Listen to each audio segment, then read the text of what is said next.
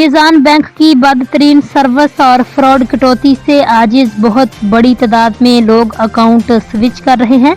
एक खबर के मुताबिक मीज़ान बैंक मुजरमाना तरीके से अपने क्लाइंट्स के अकाउंट्स ब्लॉक करके और एटीएम के इस्तेमाल में तरह तरह के चार्जेस काट कर करोड़ों बल्कि अरबों रुपए के घपले में मसरूफ है। क्लाइंट्स की पेमेंट्स रोक कर उसे मार्केट में लगाकर और गैर कानूनी कटौती के जरिए अरबों रुपए छापे जा रहे हैं।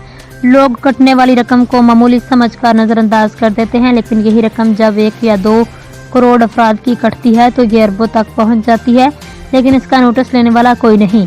इसी तरह तरह के बहाने बनाकर हजारों कस्टमर्स के अकाउंट्स की रकम रोककर उसके पैसों को बिजनेस में रोल करना और लोगों की बार बार की जाने वाली कंप्लेंट्स पर कोई एक्शन न लेना बैंक के खुले फ्रॉड की दलील है।